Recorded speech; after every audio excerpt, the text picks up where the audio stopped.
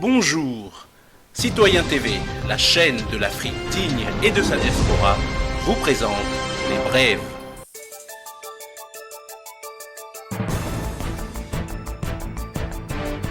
Au sommaire, mobilisation, actualité en Syrie, actualité en France, actualité en Europe et pour finir, actualité en Chine.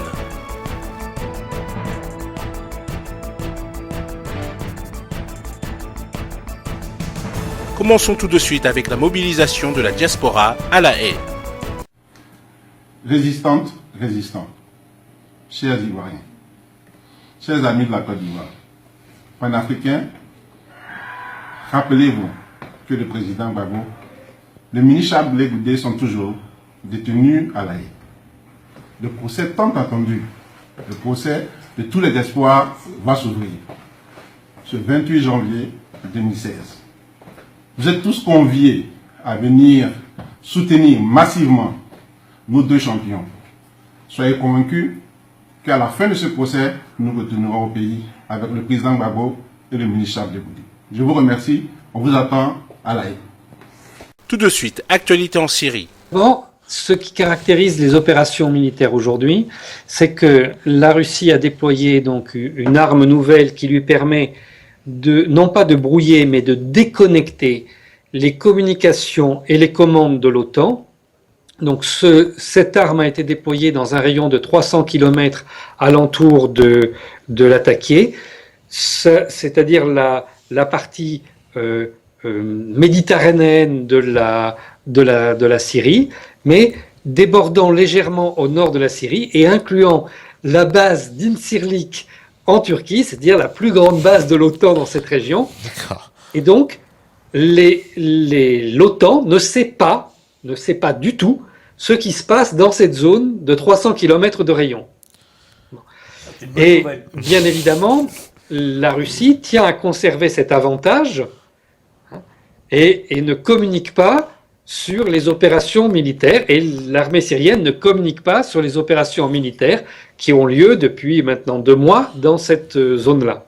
D'accord. Alors, donc je ne vous dirai rien à ce sujet, mais vous pourrez entendre certainement que il n'y a pas pour le moment d'avancée au sol importante des troupes de l'armée arabe syrienne. Or, comment dire,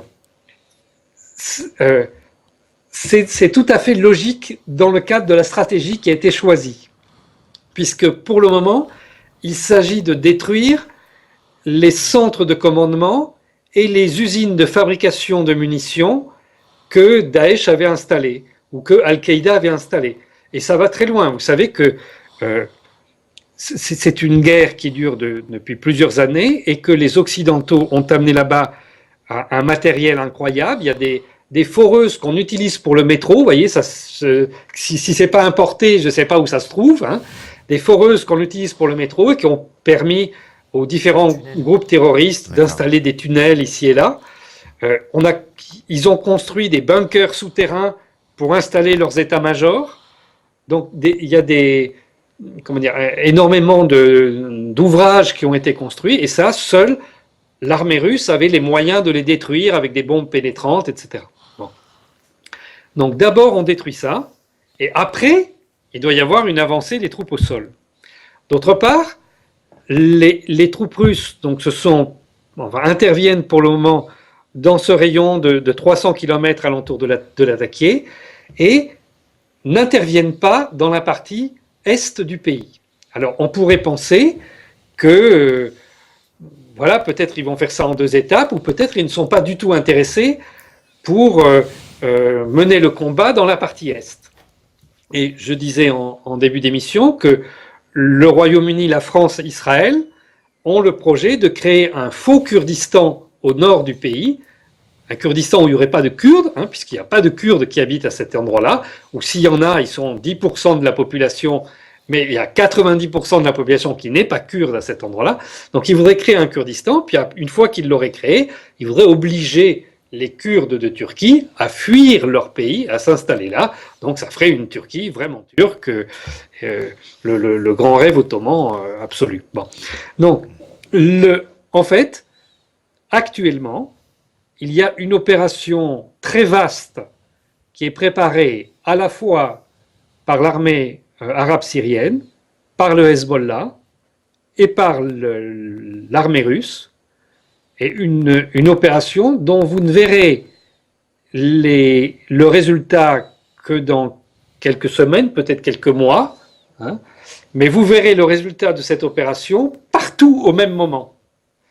Donc, c'est la stratégie qui a été choisie et vous ne devez pas vous inquiéter du fait que pour le moment, on ne sait pas trop ce qui se passe. C'est normal. Tout de suite, actualité en France. L'aviation russe s'appuie sur l'armée syrienne au sol, bien entendu. Et il y a très clairement une dynamique de reconquête depuis plus d'un mois qui s'effectue avec une très bonne coordination entre les troupes au sol syriennes, Hezbollah parfois, et l'aviation russe.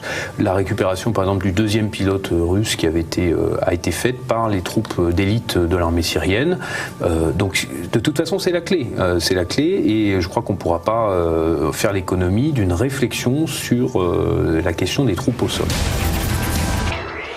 Bernard Tapie revient en politique. Ses objectifs, combattre le FN et enrayer le chômage des jeunes. Tour d'horizon des réactions politiques à droite. Si le président de la Commission européenne, Jean-Claude Juncker, est accusé de truquer les chiffres de l'immigration, en France, les pro-clandestins se mobilisent à Paris. Pas de majorité en Espagne après les élections législatives. Les deux jeunes partis, Ciudadanos et Podemos, font leur entrée au Parlement.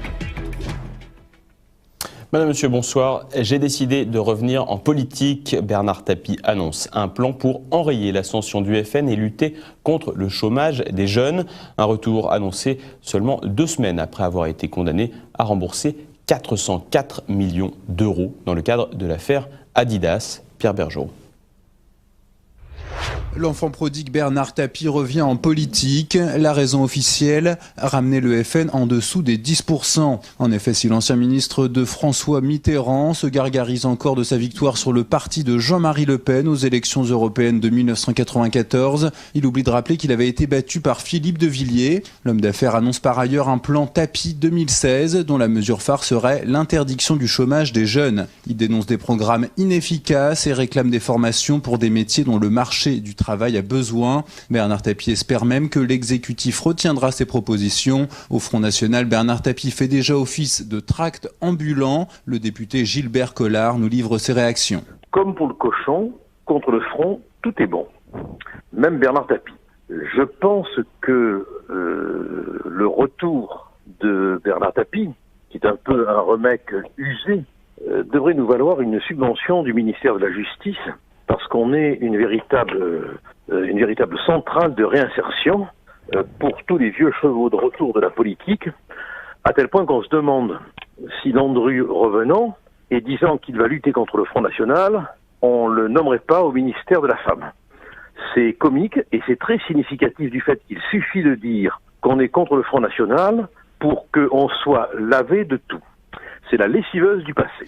Chez les Républicains, on accueille la nouvelle avec prudence. Pour le député Julien Aubert, Bernard Tapie vient assouvir une vengeance. Est-ce que les Républicains sont prêts à l'accueillir ? Non, je ne pense pas. D'abord, c'est un homme de gauche. Et puis ensuite, je ne suis pas certain que son retour en politique soit uniquement lié à une volonté de servir l'intérêt général. Je crois que c'est plutôt lié aux difficultés financières qu'il a connues jusqu'ici. Donc il viendra probablement s'inscrire à gauche ou de manière indépendante. Est-ce que vous pensez que son retour en politique est lié à l'affaire Adidas ? Oui, je pense, oui. Je pense qu'il vient se venger d'un milieu politique qui lui a fait des promesses, puis après qui l'a lâché. Je pense que c'est la raison prioritaire. En effet, Bernard Tapie s'estime ruiné. La Cour d'appel de Paris l'a condamné à rembourser les 404 millions d'euros qui lui ont été versés dans le cadre de l'arbitrage avec le Crédit Lyonnais. L'homme d'affaires condamne le résultat d'une justice partisane à la solde du pouvoir socialiste. Un pouvoir socialiste qui peut lui reprocher son ralliement à Nicolas Sarkozy lors de l'élection présidentielle de 2007. À l'annonce de cette décision de la Cour d'appel, le président des Républicains n'a pas jugé utile d'aider son ancien soutien. Bernard Tapie, ancien ancien ministre, ancien président de l'Olympique de Marseille, ancien détenu, ancien comédien et actuel patron de presse peut-il devenir président de la République? L'intéressé répond « chaque chose en son temps ». Tout de suite, actualité en Europe. Le sujet d'aujourd'hui. L'UE doit devenir un État policier. Plusieurs États de l'UE changent en ce moment leur législation concernant la surveillance policière, le contrôle et l'espionnage. Un État policier est en train d'être mis en place sans aucune gêne. Ainsi, en Espagne, la nouvelle loi de sécurité est entrée en vigueur à Pâques 2015. La participation à une manifestation sauvage, de même que tweeter à ce sujet et filmer ou photographier des policiers, est passible d'une amende allant jusqu'à 600 000 €. Depuis un certain temps, en France, les coupables de délits d'opinion sont emprisonnés. Par exemple, ceux qui n'ont pas montré le respect moral nécessaire devant les attentats contre Charlie Hebdo. Des chauffeurs de taxi, des humoristes et des jeunes. Depuis début mai, les services secrets français n'ont plus besoin d'autorisation judiciaire pour intervenir. Un seul soupçon suffit. Cela s'ajoute à la surveillance totale. En Autriche, une nouvelle loi de protection de l'État est en projet. Si au travers de mesures de surveillance déterminées, les services secrets autrichiens peuvent mieux estimer s'il y a seulement un quelconque risque pour la sécurité intérieure, alors les mesures de contrôle sont légales. En Allemagne, le Bundestag a voté le 16 octobre 2015 la loi controversée sur la réintroduction du stockage des données. C'est en Grande-Bretagne que doit se produire la transformation la plus évidente en un État policier. Dans peu de temps, toute publication sur Internet, sur les réseaux sociaux ou sous forme imprimée aura préalablement besoin d'une autorisation de la police. Quiconque exprimera des opinions extrémistes ou qui menace la capacité de fonctionner de la démocratie pourra être censuré. Avec de telles mesures de loi sont facilités l'établissement du futur gouvernement mondial et le contrôle des citoyens bientôt complètement mis sous tutelle. Nous restons vigilants. Bonsoir. Et pour finir, actualité en Chine.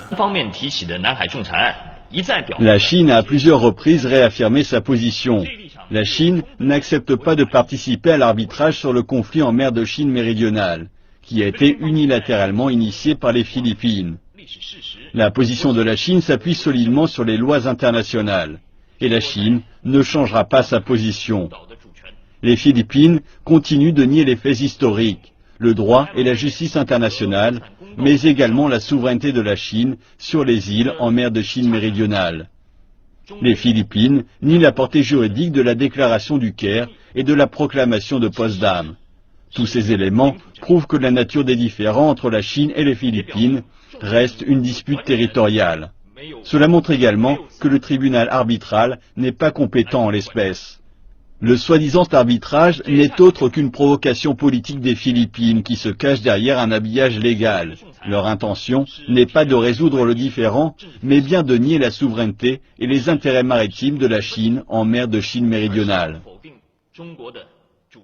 Ronley a par ailleurs rappelé que les problématiques relatives à la souveraineté territoriale de la Chine ne pouvaient être déterminées que par le peuple chinois lui-même. Aucun peuple ni aucune organisation n'a le pouvoir de s'y ingérer. Ronley a insisté sur le fait que la Chine n'acceptera jamais une solution soumise à une tierce partie. La Chine continuera à exhorter les Philippines d'abandonner ses fantaisies irréalistes et de revenir à la table des négociations pour résoudre le différend qui oppose les deux pays.